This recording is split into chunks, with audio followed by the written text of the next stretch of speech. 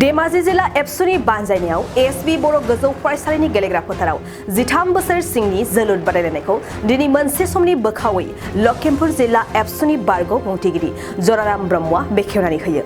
बे बादायलायनायाव जिल्लानि सिङाव थानाय मोनबा दखराया बाहागो लागोन। दिनै गिबि बादायलायनायाव सिमेन्ट दखरा एबसु आरो गेजेर जनाय दखरा एबसुनि जोलुर हानजानि गेजेराव गोख्रों बादायलायनाया जायो। बे हाबाफारियाव बाहागो लादोंमोन मिरु एबसुनि सुबुं फोनांजाब नेहाथारि बड'सा ब्रह्म, MAC नि GM रथिराम बसुमतारी, धेमाजि जिल्ला एबसुनि आफादगिरि लकेन बसुमतारी, गाहाय नेहाथारि उदांबि बड'साजों लोगोसे जिल्लानि दैदेनगिरिफ्रा बाहागो लायो। दिनै धेमाजि जिल्ला दुलाराय बर' फरायसा आफादा मिरुनि बिथोन बायदि आन्डार 13 एबा 13 बोसोरनि गाहायाव बैसोनि गाहायनि गथ'फोरनि फुटबल गेलेनाय बेखौ दिनैनिफ्राय जागायजेनबाय। दिनै जागायजेननाय खेलायाव सिमेन्ट दखरा आरो गेजेर जनाय दखरानि गेजेराव सोलिगासिनो दं खेला। बेबायदिनो मोनद' दखरानि गेजेराव जागोन, खेला सोलिबाय थागोन। दा बेवहाय जों बेखौनो आसा खालामनो हायो धेमाजि जिल्लानिफ्राय माने जोंनि दखरायाव थानाय एबा गामि सिङाव थानाय जोंनि टेलेन्ट गथ'फोरखौ जोङो बोरै दिहुननो हागोन, बेनि खेलानि गेजेरजों जों दिहुननो हायो नामा, जों बेखौनो नागिरनाय जादों। आरो बेनि दिनैनि धेमाजि जिल्लानि जा खेल जाबाय, बे खेल जानायनिफ्राय जोङो मोजां गेलेगिरिफोरखौ गथ'फोरखौ सिलेक्सन खालामनानै मिरुनि जा खेल जागोन दा बेवहाय जोङो गेलेहोनो हायो नामा, जों बेखौ नोजोर बोनाय जादों। आरो बेजों लोगोसेनो गेलेनायजों लोगोसे गावनि देहाखौबो गोख्रों लाखिनाय एबा देहाखौ मोजां लाखिनायनि थाखाय नोजोर बोनाय जादों। दा बेखौ जोङो धेमाजि जिल्ला दुलाराय बर' फरायसा आफाद हिसाबै जों बोसोरफ्रोमबो बे खेलाखौ लांबाय थागोन। जों बेखौ रायजो राजानो मिथिहोनाय जादों। जों बोसोरे बोसोरे बे खेलाखौ खुंफुंबाय थानाय जागोन। मिरुआ बे खेलाखौ माब्ला गेलेहोनाय जागोन?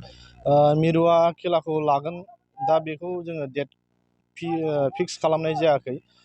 जेब्ला डेट फिक्स खालामगोन अब्ला नोंथांमोननि मेडियानि गेजेरजों जों डेटखौ फोसावनाय जागोन। बे हयथ' सेप्तेम्बर अक्ट'बरनि गेजेराव जोङो खेलाखौ मिरुआ लानो हागौ। दा बेखौ जेब्ला डेट फिक्स जायो अब्लासो बिथं बाबै मिथिगोन।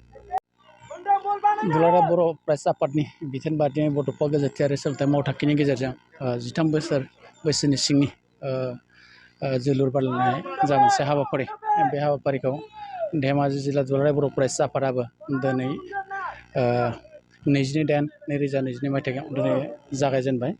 बे जागायजेननाय हाबाफारि बायदियानो दिनैनि बे हाबाफारिखौ बेखेवना होनो थाखाय मोनसे समनि बोखावजायै लखिमपुर जिल्ला दुलाराय बर' फरायसा आफादनि बुंथिगिरि मानगोनां जराराम ब्रह्म आदा, जों लोगोसे जोंनि धेमाजि जिल्लानिनो दुलाराय बर' फरायसा आफादनि सासे मावथि मानगोनां बड'सा ब्रह्म बिथांमोननि नुजाथिनायाव दिनैनि बे धेमाजि जिल्लानि सिङाव थानाय 13 बोसोर बैसोनि जोलुर बादायलायनाय हाबाफारिखौ बेखेवनायजों लोगोसे जागायजेनबाय।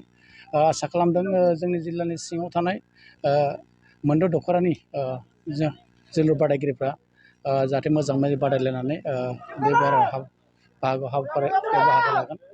दिनै गिबि सान हिसाबै गेजेर जनाय दखरा दुलाराय बर' फरायसा आफादनि जोलुर बादायगिरिजों लोगोसे सिमेन्ट दखरा बर' फरायसा आफादनि जोलुर बादायगिरि बिथांमोननि नुजाथिनायाव दिनैनि बे हाबाफारिखौ गेलेनाय जादों।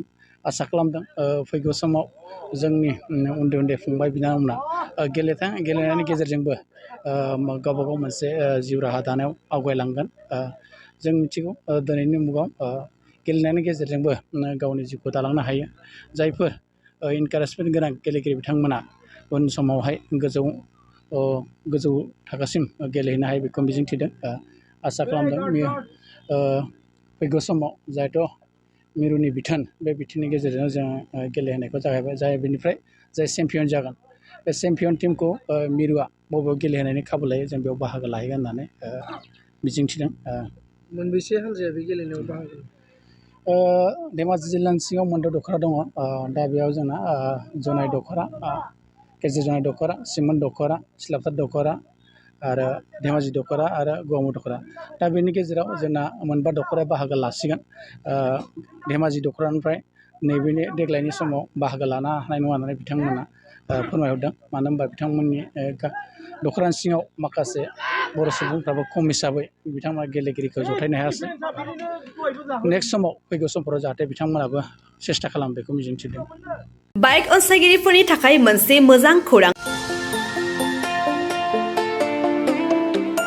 क'क्राझार जिडी रड एक्सिस बेंक साखाथियाव थानाय दावहारु अट' एजेन्सिया नोंथांमोननि थाखाय लाबोदों दामाका स्पेशल अफार। खम बेसेनावनो नोंथांमोना बाजाजनि गुबुन गुबुन मडेलनि बाइक फाइनान्स खालामना नोंथांनि सिमांखौ जाफुंहोनो हागोन। 13,800 रांनिफ्राय जागायना 19,500 रांजों नोंथाङा बाजाजनि गुबुन गुबुन मडेलनि बाइक जेरै प्लाटिना, पालसार बायदि गुबुन गुबुन मडेलनि बाइक लानो हागोन। बाइकजों लोगोसे बेसेन होनाङालासे मोनफागोन गंसे हेलमेट। बाइगिरि बिथांमोना गोरलै राहाजों बाजाजनि फाइनान्स लिमिटेड नङाबा एक्सिस बेंक लिमिटेडआव फाइनान्स खालामनो हागोन। गोबांथार फोरमानलाइफोर गथायनो गोनांथि गैया।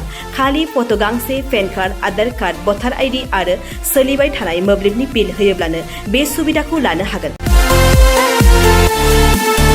गोबां मिथिनो थाखाय 8473883986 03661270550 9957644326 आव फन खालाम।